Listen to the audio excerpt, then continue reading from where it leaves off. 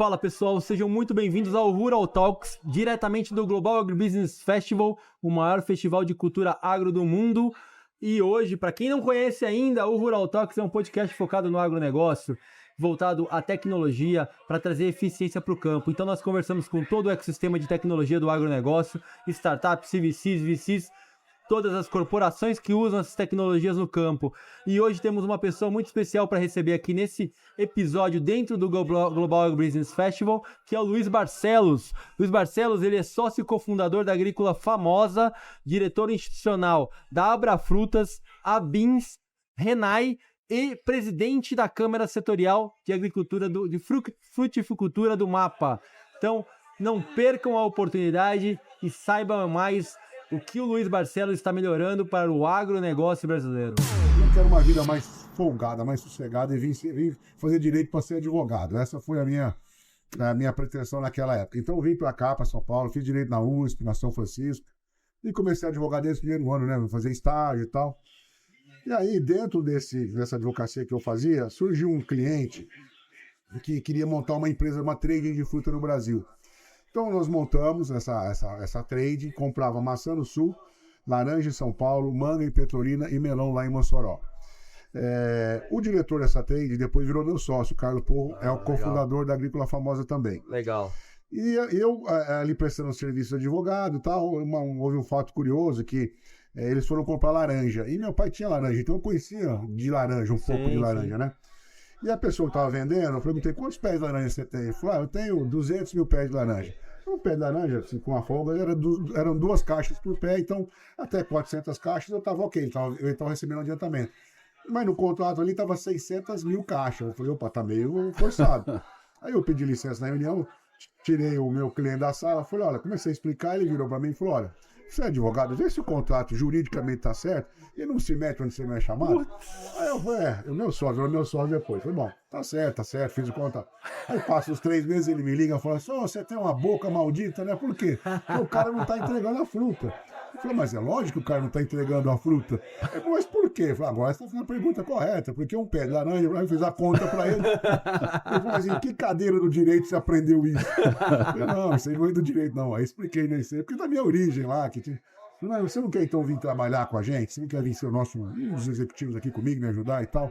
A empresa já estava crescendo muito, se destacando. Então eu saí, ele fez uma oferta, eu saí, recém, assim, casado, formado há pouco tempo, ainda dificuldade financeira gigante, com 2 filhos pequenos. Então eu acabei saindo e fui trabalhar nessa trade, e era lá o diretor jurídico, eu e ele fazíamos as compras e as exportações, né? Em 94 entrou o Plano Real. Vocês são muito novinhos, não vão lembrar, mas quem tem mais da minha idade sabe que o dólar foi para 83 centavos, o dólar. Aí não tinha como exportar mais e essa empresa acabou fechando as portas. Tá? E aí, meu sócio, né, meu atual sócio, o Carlos, né, ele estava nessa empresa, eu falei assim, o que eu vou fazer da vida? Ele falou assim, eu só sei vender fruta. E eu falei para ele, olha, eu não tenho mais paciência para voltar para o direito. Naquela época, o direito era muito lento, era moroso, era meio corrupto. Naquela época, não sei, talvez tenha mudado, melhorou muito, não sei, né? Mas naquela época eu era meio frustrado com o direito, sabe? Eu falei, quer saber, cara? Nós temos um cara lá que a gente adiantou o dinheiro para melão e ele não entregou. Eu estou negociando com ele. Ele falou, Luiz, e o cara está querendo fazer o quê? Quer entregar a fazenda dele. Uma fazenda que tinha na época 4.000 hectares, só que ela só tinha 20 hectares para o melão dos 4.000. Ele falou assim, aí eu falei, pô, cara, vamos assumir essa operação então, né? Minúsculo. Mas quem é o doido que vai morar em Mossoró? Eu falei, não, cara, como eu sou mais rural que você, você fica na venda aqui e tal. Então, beleza, vamos. Então a gente fundou a Famosa em 95 e mudei pra lá. E ele ficou aqui. Então a gente produzia 3 hectares de melão a cada 10 dias. Tá? Hoje são 300 hectares por semana, pra você ter uma ideia do crescimento. Eu mandava 3 caminhãozinhos pra ele pra cá, ele distribuía no CEAGESP, pegava o cheque predatado, mandava para mim no correio, e eu ia lá comprar, dúvidas, a semana toda. Então começou assim, bem pequenininho mesmo, tá? Trabalhamos assim durante alguns anos, como chegou o ano de 2000, o dólar saiu de 1 para 2, né? De repente, né? E aí a gente era exportador, começamos, né? Ele já muito um comerciante, né? Sim. Começamos a exportar, e daí para frente do ano 2000, a gente começou a dobrar de tamanho a cada ano, sabe? Tinha outras grandes empresas na época lá, muito endividada, que foram fechando, E o mercado abriu a boca para nós. Então, assim, a gente, com o trabalho dele, que é um excelente comercial, fala várias línguas e tal, a gente começou a crescer. E a famosa foi até que virou hoje, né? A maior produtora de melão do mundo, a maior empregadora agrícola, com 8 mil colaboradores direto. Legal, a gente exporta aí quase 8 mil. Qual que é o tamanho da área hoje? Então, hoje, a área que a gente semeia é um pouquinho mais de 8 mil hectares, tá? Mas só para dar uma ideia para os nossos ouvintes, porque quando a gente fala 8 mil, é o líquido, é o net. Para eu plantar 8 mil, eu uso quase 16 mil, quase o dobro, tá? Por que isso? Porque a mangueira, que é tudo irrigado lá, né? Sim, tudo irrigado como sim. se fosse uma horta, um canteirinho de horta, né? Então você tem a mangueirinha, cada 2 metros você tem uma linha de melão. Sim. A cada 8 metros você tem espaço para passar o trator. Tá? Então, esse espaço onde passa o trator, eu não conto como uma linha de irrigação, entendeu? Claro. Então, em volta dessas áreas todas, tem os quebra-vento, tudo isso não é área. Então, para a área líquida, hoje a gente planta 8 mil hectares, mas eu uso uma área física de quase 16. Tem uma área de manejo muito grande no melão. De né? manejo, tudo mais, de movimentação dos tratores e tudo mais. Mas só para dar uma ideia do que significa isso, então eu estou dizendo que 1 hectare tem 10 mil metros quadrados. Como as linhas estão a cada 2 metros, então, para a gente, a cada 5 mil metros de mangueira de irrigação, perfaz 1 hectare, entendeu? Então, a cada 5 mil metros de mangueira é 1 hectare plantado. Se você pegar que a gente planta 8 mil hectares, são 8 mil vezes 5 mil metros de mangueira. Isso perfaz 40 milhões de metros, ou 40 mil quilômetros. 40 mil quilômetros, que é o que eu planto todo ano, se ele não fosse plantado um lado do outro, mas em uma linha reta só, ele dava para dar a volta no mundo na linha do Equador, que é exatamente a volta no mundo do Equador são 40 mil quilômetros da Terra. Caraca. Então isso hoje para dar uma ideia do tamanho da operação hoje, que é hoje muito, muito voltada para exportação, principalmente para a Europa. Nós temos aí milhares, uma pessoa por hectare, quase praticamente 8 mil funcionários diretamente trabalhando ali no semiárido brasileiro. Então eu fui para lá com 30 anos de idade, eu já estou com quase 60, a gente vai fazer 30 anos de empresa no ano que vem. Legal. Eu testemunhei a transformação social e econômica que foi uma atividade como essa num semiárido brasileiro, onde ninguém tinha oportunidade nenhuma, tinha que vir para São Paulo trabalhar, sabe? Então eu tenho assim filhos de motorista do ônibus, que o menininho tinha lá, sei lá, 7, 8 anos, que às vezes ia pro pai lá no sábado. Hoje ele é um agrônomo formado, já vegetou melão no Brasil, no mundo inteiro. Hoje ele coordena uma fazenda. E atua lá. Com a gente. Que é legal. Tá? Legal. Eu tinha um office boy na época que eu comecei, o menino me ajudava lá. Hoje ele é meu gerente de RH. Ele tem uma filha formando em medicina, outra filha formando em odontologia.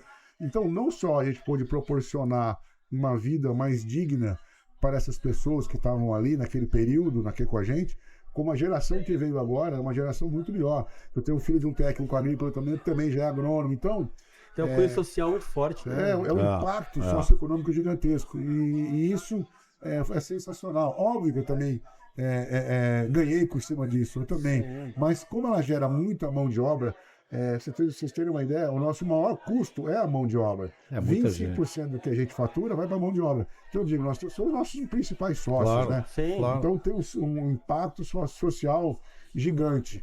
E isso dá muito prazer, você saber que está podendo transformar tantas vidas naquela região. Legal. Esse é um pouco da minha história, de como que eu saí daqui. Parabéns, não, espetáculo, porque, espetáculo. Volta para cair um negócio também. E aí eu sempre digo o seguinte, né? O Nordeste, a gente sabe que o Nordeste a água para lá, as condições secas, ela é muito favorável à produção, principalmente de frutas e hortaliças. Então nós estamos lá porque lá é seco, quando chove atrapalha até a nossa vida. Nós estamos próximos de 2 portos muito bons, o Porto de Natal e o Porto em Fortaleza. Sim. E nós estamos próximos do destino. Em 8 dias o navio já chegou no sul da Espanha, com 10 dias está em Roterdã. Então a condição climática e a condição geográfica faz com que a gente tenha o melhor melão que tem e abastece a Europa toda nesse período de frio onde eles não produzem, entendeu? Ô Luiz, e da produção toda, quantos por cento que é exportado? Hoje, da produção? Em torno de 70% na média. E o resto fica aqui? Tem um período que chega até 80% durante a safra, depois da entre safra a gente fica uma boa parte, praticamente não exporta, que é no verão europeu, exatamente agora. O verão na Europa eles produzem localmente, mas a nossa janela é praticamente 8 meses, tá? E aí, ao longo da vida, né, a gente foi vendo que a fruticultura não tinha no Brasil uma instituição que a representasse adequadamente. Eu comecei, por conta de dificuldades, a empresa crescendo, ir para Brasília e notar que você, no Ministério da Agricultura, a cabeça deles no Ministério da Agricultura, independente de quem era o ministro, também isso passa, mas os funcionários ficam, né? Os concursados, né? Sim. Era A cana de cadeira, açúcar, era soja, era algodão, era café. E ninguém sabia de fruta, ninguém, né? Então, na época, eu conheci uma pessoa que me ajudou muito, que foi a Cátia Abreu, lá na CNA, e ela me conheceu. Quando ela me conheceu, soube do impacto social, que na época eu tinha 6 mil funcionários. Ela, nossa, Zumar, é impossível, como é que você pode ter 6 mil funcionários? Como assim? É fábrica? Como é que você dá alimento? Como é que você transporta? Eu falei, Cátia, qualquer fazendinha de melão gera 100, 200, 300 empregos. Qualquer fazendinha, não existe, entendeu? Então, não, o que você precisa? Eu falei, olha, eu preciso criar uma instituição que defenda nossos legítimos interesses perante a imprensa, perante a opinião pública, principalmente perante o governo. Então, ela nos ajudou, a gente criou a Abrafrutas há 10 anos atrás, eu fui presidente durante 2 mandatos, que era o que permitia o estatuto. Hoje fui substituído pelo Guilherme Coelho, de Petrolina. Legal. Então nós consolidamos a associação hoje como uma das entidades realmente que é referência para a mídia, mas principalmente para o governo. Então, 3 itens básicos que a gente sempre lutou lá: abertura de mercado. Porque assim, se você quer exportar, não basta eu ligar para o cara dos Estados Unidos e falar assim, você quer comprar meu melão? Quanto que é? Tanto? Então não é. Então saber o melão pode viajar para lá? Quais são as pragas que ele pode levar para lá?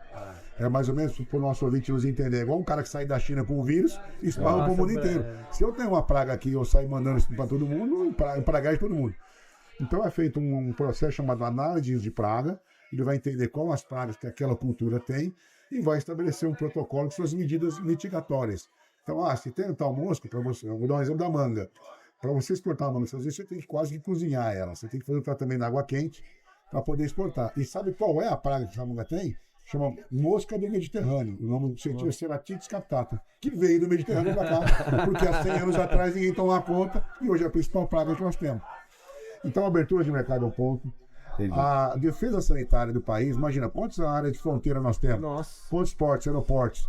Então, você vai num país sério, você não entra com uma fruta, você não entra com um alimento, porque você pode estar contaminando. Então, realmente, gastar isso é um gasto, é um investimento. E a gente não tem feito muito bem a lição de casa. Então, vira e mexe, aparece uma praga nova, que atrapalha a produção, encarece e fecha mercados pra gente, entendeu? Não, sem dúvida. E o terceiro ponto é o registro dos defensivos. Porque agora nós estamos com uma nova lei agora, mas a lei anterior foi aprovada há pouco tempo. Você tinha que fazer um registro para cada alvo. Se você ia combater uma mosca branca, então você tinha que registrar para cada cultura aquele produto comercial. Então você imagina, você tem que registrar para melão, mamão, pepino, abobrinha, chicória, espinafre. O que é a indústria? E a fila é grande. Então, para quem que é a indústria, é a única que pode requerer isso. Então, você acha que ela ia requerer, por exemplo, um pimentão da vida? Ela ia para a soja. Então, essas pequenas culturas que a gente chama, né, minor crop, ficava sem suporte, ou seja, você não tinha nada registrado para ela, tá? E aí o que acontecia? A Anvisa tem um programa chamado Programa de Acompanhamento de Registro de Agrotóxicos. Quando eu vou dar um exemplo que isso ocorreu de fato, tá? No pimentão. Pimentão não tinha nada registrado pimentão. Tinha pro tomate, que é uma área maior. Pimentão nada. E as pessoas iam lá, pegavam. A praga era a mesma, ela ia lá e pegava e usava. Só que, ao pé da letra, aquilo era irregular. Você não podia fazer isso, porque não tinha registro. Mas o cara não tinha nada registrado. Ia fazer o quê? Ia perder? Então ele usava. Só que quando esse pimentão chegava ao supermercado, e a Anvisa fazia esse levantamento, ela comunicava mal. Ela dizia, o pimentão está contaminado. Ou seja, ninguém comia com pimentão e a pessoa que produziu quebrava. Isso aconteceu. O ministro da Saúde chamava temporão na época, disse, não pode comer então. Só que a questão não era de saúde, a questão era burocrática de papel. Porque você fala assim, não, registra aí agora e agora. Não, agora está tudo bem. Peraí, então nunca foi, né? Nunca teve contaminado. Como assim contaminado? Como contaminado? Loucura. Ela estava irregular por causa da burocracia que se criou para registrar. Entendeu? Então, em cima disso, se criou toda uma celeuma que hoje está estampado a questão dos defensivos, tá? Dos agrotóxicos, se chama. Sim. Mas, então, tudo isso a gente trabalhou na Abrafrutas ao longo dos anos, né? Agora é óbvio, está surgindo aí, você me viu, eu sou diretor também da ABINS, os biológicos, tá? Que é uma nova vertente que está se surgindo e está se dando muito bem. Por conta desses resíduos da Europa, né, a gente começou a não poder usar tanto químico. Sim. E fomos começar com biológico. E a coisa funcionou bem, muito bem. Vocês estão usando bem biológico lá na fazenda? Hoje a gente já faz quase todo o controle com biológico, sabe? Legal. Então, que era um departamento da empresa, saiu, virou uma empresa. Essa empresa começou a vender essa tecnologia para outros produtores de melão. Legal. Deu certo para outros produtores de outras frutas, deu certo para outros produtores de soja, de cana-de-açúcar e tudo mais. Essa empresa hoje é uma grande empresa, Pô, né? bacana. E ela tem no seu portfólio todo Qual aquilo o nome da que empresa? chama Top Bio. Top Bio, legal. Então ela trabalha com os macro e micro-organismos vivos, tá? O que são os micro-organismos? São fungos e bactérias. Sim. Então, por exemplo, doença de solo hoje, a gente não usa mais nada químico. O que é? São fusários, são enfermidades que deterioram a raiz da planta. Sim. Então você joga lá um fungo benéfico, chama tricoderma, esse fungo ocupa o espaço e o fungo maléfico não vai ocupar mais, entendeu? Então você tem fungos e bactérias hoje que controla, que libera. Às vezes você tem um fósforo, faz uma análise e fala assim, não, meu nível de fósforo no solo está bom. Só que esse fósforo às vezes não está disponível, entendeu? Então você joga lá uma bactéria que metaboliza esse fósforo e passa a disponibilizar para a planta, entendeu? Então ele tem também um viés nutricional. Esses são os micro. E os macros são os insetos e os ácaros, as vespinhas que combatem outros insetos. São os protection, né? Exatamente. Nós temos, por exemplo, uma praga chamada minadora, que nós temos uma vespinha que a gente cria ela, cria não, né? Já é criada, né? A gente procria ela em laboratório, num volume, numa escala grande, invasa e solta nas áreas para combater essa praga. E você manter esse equilíbrio ecológico zero de química, entendeu? Então, como o programa de vocês fala muito de tecnologia, a gente usa hoje muito drone para soltar esses insetos e tudo mais. Então, a gente está tendo cada vez mais disponibilidades. Nós estamos só começando, a gente nem arranhou ainda. Né? Nós estamos isso biológico passando... o Brasil está na frente, mas a gente está engatinhando ainda. O Brasil é um dos países que mais utiliza essa tecnologia. Estamos, inclusive, agora em Brasília, discutindo muito a questão regulatória. Existem interesses contrários aos biológicos, você sabe disso. Claro. Né? Grandes corporações. Grandes corporações e tal. E Brasília o poder econômico manda estoque lá, né? Fala alto mesmo, porque tem campanhas e tudo mais. Então nós estamos lá nessa briga, gente. Nós somos pequenininhos, mas nós estamos falando de saúde pública. E a companhia é da famosa? Pertence ao grupo da famosa, exatamente. Então, assim, são coisas que vão vindo na sequência da outra, né? E por fim, a irrigação, né, também. Porque a gente, infelizmente, a gente passa hoje por uma situação de desinformação ou fake news. E então o agro é o que mata, o que desmata, o que envenena, o que escraviza. Sim. O que é um grande absurdo, isso é um grande absurdo, porque a gente comunica mal. A culpa não é de quem está recebendo a informação, a culpa é nossa de comunicar mal. A gente fura bolha, né? Faltar furar bolha, né? Exato. Eu tenho um monte de grupo de agro que eu pertenço que eu estou me colocando lá, entendeu? Todo mundo que está lá aí já sabe. Gente, eu quero fazer isso aqui, chegar no universitário, né? Lá no menino que está lá e tal. Como é que a gente faz para chegar nesse perfil, né? Eu falo, cabeludo, tatuado, como é que eu vou chegar nesse cara que eu quero trazer do meu lado? Para ele entender o que eu estou fazendo, entendeu? Porque cada vez mais as pessoas das cidades não estão produzindo seu alimento. Alguém está fazendo isso. Somos nós. E o Brasil faz isso de uma forma muito sustentável. Muito. Então, aí quando chega na irrigação, além de tudo isso que eu falei, ainda acaba com a água do mundo. Né? Então, nós somos, né, o verme do cocô do cavalo do bandido. Pô, não é isso. Não é isso. Então, assim, eu estou mostrando que quanto mais a gente irrigar, é como se tivesse 2, 3 andares na sua fazenda. Você vai produzir 3 vezes mais. Então você não precisa desmatar a área nova, você tem uma produtividade maior, você está menos sujeito às intempéries climáticas. E com você produzindo mais, o alimento é mais barato. Mais barato, você vai dar mais acessibilidade a quem mais precisa.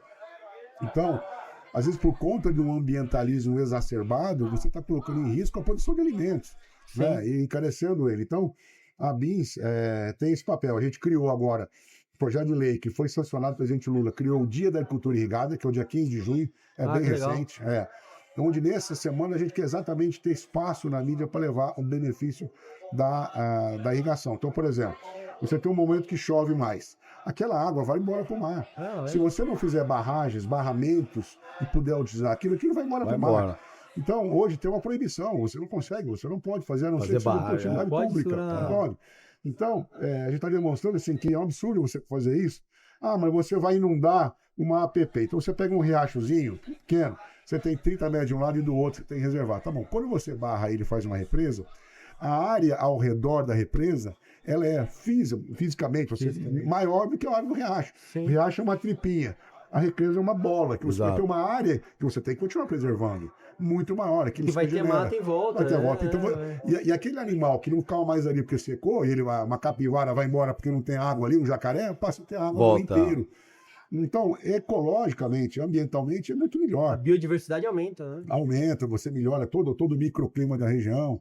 Então, assim, essas fake news é que vocês, com esse programa aqui, que tem esse trabalho, né, junto, para mostrar realmente que a gente não está fazendo nada de tão ruim assim. Se você analisar, o Brasil ainda tem 65% das áreas preservadas, perto de outros países que estão aqui apontando o dedo para a gente, entendeu?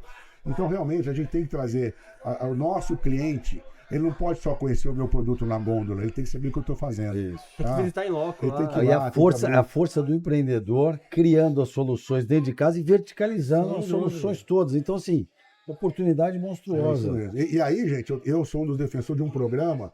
Nós temos produção, por exemplo, fruta, agrícola, em todos os municípios do Brasil, concorda? Todo município tem alguma coisa produzindo. Sim. Todos os municípios a gente tem escola.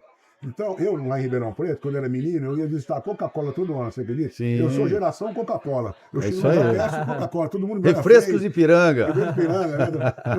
Eu tomo, porque aquilo pra mim era o máximo. Eu também tomo Coca. Então, se a gente pudesse ter um programa, que a CNA podia fazer isso, alguma entidade nossa, vamos fazer um programa, tais e tais fazendas vão receber tais e tais escolas todo ano, pegar as crianças, 7, 8, 10, 15 anos, para ir lá ver como é que se produz no município dela, o que produz. É o leite, é uma fruta, é um café, é a soja que seja, mas começar a integrar essas pessoas para valorizar, para ela poder valorizar, para poder estar do nosso lado, Luiz, nos defendendo. E o que a gente tem aqui, a gente preza muito a educação, isso é uma das verticais nossas aqui, que a gente quer levar esse conhecimento e de fato aproximar essa moçada aqui do agro real, do agro tecnológico, e poxa, para que a gente possa formar pessoas melhores aí também. Tem um ponto que ele falou que eu acho que é super importante, que a gente bate muito aqui. Tem duas formas de você crescer no agro. Ou aumenta a escala, ou seja, abre área, né, aumenta a área, compra vizinhos, compra outras instituições, outras empresas, ou você traz inovação e tecnologia para aumentar a eficiência, que é o que você falou. Se eu irrigo, eu aumento 2, 3 vezes a produtividade sem aumentar a área. Isso é tecnologia no final do dia. Exatamente. Então, acho que tem um ponto super importante. As pessoas precisam entender que o agro, ele é um business escalável, é um business escala. Só que se a gente consegue implementar tecnologia, a gente aumenta o valor interno do produto e aumenta a qualidade também. Exatamente. E você fixa mais a pessoa lá. Exatamente. Porque se ela não dá certo, ela vai sair de lá. Aí vai pressão urbana, né? Nos grandes centros e tudo mais. Então, realmente, a gente tem que ter esse cuidado. Eu imagino que vocês não levaram de produtores para lá também, para desenvolver as frutas, quer dizer, aumentar a produção, quer dizer, se enriquece a região. Tem várias pessoas uma maneira que se mudaram. E é engraçado, eu tenho hoje muitos funcionários, eu converso muito com eles lá, que trouxeram, porque quando a gente precisava aumentar, eu falei, preciso de mais gente, arruma gente para nós aí. Começaram a trazer parentes que moravam no Rio de Janeiro, em São Paulo.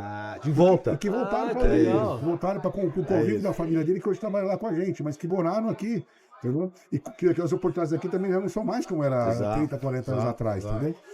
Então, assim, o agro tem todo esse papel que a sociedade civil brasileira precisa conhecer. O nosso amigo Roberto Rodrigues, nosso interno ministro, ele usava sempre nas palestras dele uma frase, que eu até contei tudo, eu falei, Roberto, você vai ter que mudar a sua frase. Ele falava assim, meu sonho é que o brasileiro tivesse pelo agro, pela agricultura, a mesma paixão que ele tem pela seleção brasileira, pela seleção. Agora, como a seleção brasileira está meio embaixo, eu acho outro exemplo aí, que não está muito, não vai ter paixão nenhuma, mas é isso que a gente precisa aqui, realmente, a gente precisa ser admirado, mas não quem quer ser admirado por vaidade, não é isso, entendeu? Mas é que quanto mais as pessoas admiram o agro, mais fácil fica, por exemplo, a vida de um parlamentar em Brasília para defender a cadeia produtiva, porque depende de voto. Então hoje, às vezes, um deputado defender o agro é complicado, é difícil, entendeu? Por conta dessa fake news tão forte, dessas falsas notícias. Então nós temos assim a nossa sociedade, eu sempre digo o seguinte, tem uma parcela pequena dela que é radicalmente contra, ideologicamente contra, e vai ser sempre contra. Sempre, não faça o que faça, não vai mudar. Tá? Tem uma parcela que é sempre a favor também, que se faça, tá lá. Que é o agro. Mas a grande parte da sociedade, a grande parte dela, eu diria mais de 80%, está no meio. E ela vai flutuar mais para um lado ou mais para o outro, de acordo com o trabalho de comunicação que cada um deles fizer. É isso. E a verdade está do nosso lado. Não. A verdade, não tenho dúvida. E eu advoguei, eu sempre digo assim, gente, quando eu advogava, você tem que defender quem está certo e quem está errado, não é? É tão bom defender quem está certo, cara. É tão gostoso fazer uma peça, escrever um negócio. Quando o cara está certo, é bom demais. Quando você está errado, você tem que ficar inventando coisa, né? Mas estamos certos, gente. A gente é sustentável, a gente dá emprego, a gente produz alimento. Qual país do mundo tem ainda como nós temos a biodiversidade preservada e produz o que a gente produz, entendeu? A tecnologia, como o agro realmente ele passou a ser rentável, as pessoas começaram a investir em novas tecnologias, porque tem retorno, entendeu? Quando você tem uma atividade que não dá retorno, quer inventar algo novo para aquilo lá, entendeu? Então nós temos hoje cada vez mais esses adubos biológicos, sementes, a genética que está vindo, solo. Antigamente você só podia produzir em chapada, com solo de 35% de argila, né, com amplitude térmica. Hoje você planta em areia, de 10%, 12% de argila, de argila só na areia. É que antigamente era difícil você ter a avaliação, né? Antes tinha basicamente era química, aí agora você tem química, física e biológica, né? Você consegue ter subsídio de informação para ter esse aparato, né? Não, e é o que está acontecendo aqui. Esse pavilhão todo aqui são mais de 50 startups de tecnologia com todos esses assuntos aí que você tocou agora, coisa que não existia. Não existia. Você falou de solo agora, tem uma companhia de solo aqui. Com certeza. Então, assim, é um espetáculo. E aí você vai ter áreas de pasto degradado hoje no Brasil, muito pasto degradado, porque a pecuária também evoluiu. Sim. Então aquele cara que tinha uma cabeça a cada 5 hectares, ele não vai sobreviver mais aquilo lá. Exato. Então isso vai ficando cada vez mais degradado. Porque se você pegar essas áreas e transformar em produção, você realmente não precisa desmatar um pé de árvore nenhum. Você só vai pegar o que já está. Exato. O legal é a integração, né? Porque você não vê mais o pecuarista que é só pecuarista, né? O agricultor comprou a área de pecuária e hoje ele faz uma integração. Ele planta a soja, vende a soja, aí ele planta o milho, ele escolhe se o milho vai virar proteína ou se ele vai vender aquele milho. Então ele tem esse poder de escolha hoje. Né? É isso mesmo, tá? É cada vez mais integrada nisso aí. E economia circular também, a gente fala muito. Sem dúvida. Então é isso aí, gente. Cada vez mais eu acredito que o agro realmente vai ser protagonista da economia brasileira, mas o papel de levar essa comunicação. Você tem gente em tudo quanto é setor, viu, gente? Eu não estou aqui defendendo que... O problema do agro é que tudo que acontece ruim vai para o agro. Eu vou dar um exemplo para vocês aqui. Assassinaram lá um indigenista e um inglês, né? Um jornalista lá. Até no agro isso foi jogado, né? A enchente no Rio Grande do Sul, tá vendo? Vocês do agro, negacionismo, então o agro. Então eu digo o seguinte, quando eles prendem um traficante, vamos dar um exemplo aqui, alguém que trafica droga, foi preso. Alguém diz assim, tá vendo a Associação do Comércio, ele é um comerciante, ele compra um produto e vende, o comércio é ruim. Ninguém fala isso, porque está muito claro para a população, para a sociedade, que ele é um marginal, que ele não é um comerciante de um negócio lícito. Está bem claro, ninguém associa ele ao comércio. Exatamente. No agro não. Se um cara vai lá e desmata uma área, ele diz que é um agro. Vai ver quem fez isso. É um grileiro, muitas vezes, é um cara que não é agro, não tem um CNPJ, não tem uma empresa, não tem nada. Então, tudo que tem de ruim vem para cima do agro. E é isso que a gente tem que parar. O que é ruim, tem que prender, tem que multar, tem que para aquele que realmente não pratica as boas coisas dentro do agro. Que é o que você falou, Luiz. O grande desafio é o trabalho institucional de fora, da porteira para fora. Mídia, mostrar isso para o mundo, o que a gente faz, as benfeitorias disso tudo, que realmente tem que estar integrado, a sociedade tem que estar integrada, e existe realmente, por questões de ego, uma separação, e eu te digo de alguns setores que eu conheço bem, que, poxa, a gente é líder numa tecnologia, num combustível, pois esse setor não é unido para poder mostrar isso para fora, entendeu? Isso já vem de décadas. Exatamente. Como que a gente, então, o desafio que nós temos que ter, e o agro hoje é uma atividade que vai bem. Pô, vamos pegar 0,0 alguma coisinha disso aí para investir em comunicação profissional, onde todo mundo realmente possa levar esse conhecimento. Porque é isso que a gente precisa, gente. Porque eu já vi muita gente falar assim, o que esses caras de cidade ficam falando? Eu estou produzindo comida deles e ainda vem mexer o saco. Quer dizer, não é por aí. Não é por aí, né? É uma coisa que o Roberto Rodrigues fala, né? O agro depende da cidade e a cidade depende do agro. Então eles não podem ficar mais brigando. A gente tem que ter uma comunicação fluida, entendeu? Exato. Mas o grande problema é esse, porque eu acho que a gente tem que ter um recado importante aqui. A gente não precisa ficar batendo de frente com as notícias ruins. Na verdade, a gente tem que falar o que de bom a gente faz, porque isso vai superar as notícias ruins. É isso mesmo. Criar essa cultura das pessoas estarem abertas a ouvir o agro, entendeu? E o agro ouvir também, quais são as demandas. E a gente está melhorando, por exemplo, eu estou indo do químico para o biológico por uma demanda do meu cliente. Entendeu? Eu sempre fui um grande defensor dos defensivos químicos, como uma tecnologia que me permitiu produzir até agora. Eu não tinha outra tecnologia, agora tem. Sim. Se eu tenho, e se meu cliente está pedindo isso, por que eu não vou? E foi o que te trouxe até aqui com o aumento de produtividade. Então tudo bem, agora vamos mudar para ser mais sustentável. Vamos adaptar para ser mais, exatamente. E o que vem pela frente a gente não sabe, mas tem que estar aberto a isso. Exatamente. E quem vai desenvolver isso também junto com a gente é as pessoas da cidade. Sim, a tecnologia vem daqui, na verdade. É a academia, né? São as empresas. Então é isso aí. É isso. Luiz, muito obrigado pela sua participação. A gente vai disponibilizar para vocês todo esse conteúdo aqui dessa troca com o Luiz. Parabéns pela sua história. Puta empreendedor, puta advogado. Eu falo para todo mundo, cara, brasileiro todo mundo tinha que se formar em advocacia. Porque o Brasil precisa. É verdade. E o que não é a reinvenção, né? A gente se reinventar. Sim. Luiz, obrigado. Prazerzão. Exato. Esse acho que é o mais importante. Prazerzão te reencontrar aí. Prazer foi meu. Bom evento para nós. Pra vocês. Obrigado. Obrigado. Pessoal, nos sigam no Instagram, rural.ventures, e no YouTube, rural.talks. Voltamos para o GAF e logo mais trazemos mais novidades. Valeu, até mais, gente. Abração.